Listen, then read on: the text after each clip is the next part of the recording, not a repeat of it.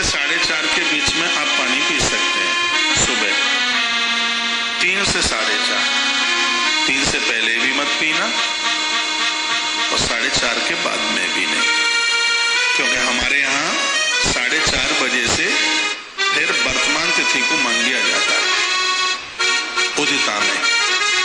3 से 4:30 में जितना आप पी सकें, पूरे दिन मत पीजिए, आपकी निर्जला मानी जाएगी। सुन लें, एक बात सुन लें, इसमें मैं 3-4 बातें आपको निवेदन कर रहा हूँ। निर्जला का महत्व है, भीम ने कहा था भगवान, माँ कहती है व्रत करो व्रत करो व्रत करो और मुझसे नहीं रहा जाता, मुझे बहुत भूख लगती है। भीम ने भगवान को कहा, तो चारों भाई एक 11 करते थे, माँ भी 11 करती थी। लोग कहते हैं कि जिस माँ को, जिस नारी को पति नहीं है, ये हमारे समाज में एक बहुत बड़ी विडंबना है। जिसको पति नहीं, वो ये नहीं कर पाएगी, ये नहीं कर पाएगी, तो जाके आकर वो एकादशी कर सकती है कि नहीं? कुंती माँ 11 करती है, प्रमाण मिलते हैं।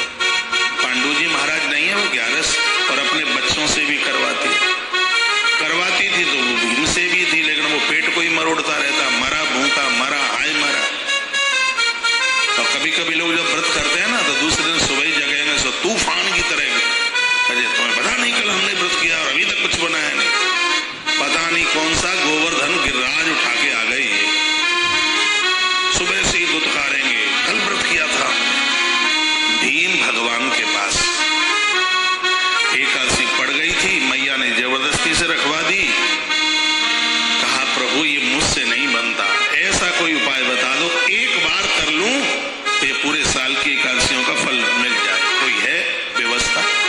भगवान ने कहा है, अपरा एकादशी की बात थी जो अभी निकल गई है, भगवान ने कहा 15 दिन के बाद आने वाली है, यदि भीम तू बिना पानी पिए भी, एक घूंट भी पानी ना पिए, और यदि तो वह एकादशी कर ले, निराहार बिना जल के निर्जल कर ले, तो तुझे 26 एकादशियों का फल मिल जाएगा। और भीम ने कहा शाम को पानी पी लूं तो? भगवान ने कहा तो 24 का मिल जाएगा, 2 कट जाएंगी अधिक मास वाली, जिनकी बहुत महिमा है। बहुत लोग शाम को सूर्यास्त हुआ पानी पी लेते हैं, तो कहते हैं कि हमारी पूरी निर्जला हो गई। हाँ, निर्जला आपकी हुई है, लेकिन जो अधिक मास का एक महत्व है, जिसमें 2 एकादशी पड़ती है ना, लौंद के पुरुषोत्तम मास में, आपको 24 ही एकादशी का फल मिलेगा। जो एक बहुत विशेषता है अधिक मास की, वो कटअप हो जाएगा, उसकी कटौती हो जाएगी। ठीक, मान लिया जाए कि हम फलियार के बिना नहीं रह सकते, पानी के बिना नहीं रह सकते, तो आपकी एकादशी खंडित नहीं होगी, आपको एक ही एकादशी का पुण्य मिलेगा।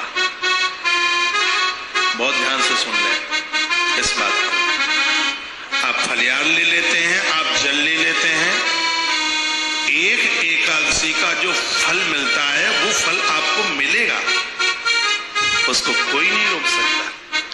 सुबह 4:30 बजे से लेके दूसरे दिन, इसमें 24 घंटा निर्जल रहने की बात है। मान लिया जाए आज भोर में 4:30 बजे आपने 4 बजे पानी पी लिया, आपने या 4:30 पी लिया, तो घड़ी का कांटा लगा तो 24 घंटा, इसमें 24 घंटा का जल छोड़ने की बात है। 24 घंटा जल छोड़ना, और आप ज्यादा से ज्यादा पानी इस टाइम में पी लें, ऐसा मैं करता हूं। मैंने नारद पुराण पढ़ा नहीं है, मैंने एक एक पंक्ति बारीकी से, और सबसे ज्यादा 11 के बारे में नारद पुराण में वर्णन है। कुछ लोग कहते हैं उसमें फल खा लोगे, दूध पी लोगे, पानी पी लोगे तो उसे एकादशी का कुछ नहीं मिलता। ऐसा बिल्कुल भी कुछ भी नहीं है, एक एकादशी का फल मिलेगा। एक बात और आप समझ लें, सबसे बड़ी बात यह है इस एकादशी की, जिसने कभी भी व्रत नहीं किया, कोई व्रत उसने नहीं किया, कोई एकादशी उसने नहीं की, यदि वह निर्जल एकादशी बिना पानी के भी कर लेता है तो उसको संपूर्ण 26/11 करने का पुण्य प्राप्त होता है। इस एकादशी की मैं और और सुन लीजिए, ये बात आपको पता ही नहीं होगी, मैं आपको निवेदन कर देता हूं।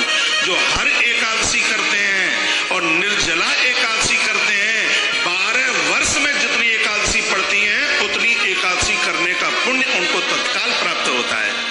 जो हर एकादशी करते हैं, हर एकादशी करते हैं और फिर करते हैं वो निर्जला एकादशी बिना पानी के, 12 वर्ष के बीच में जितनी 11 पड़ी है उतना पुण्य मिलता है। इतनी बड़ी महिमा है निर्जला एकादशी।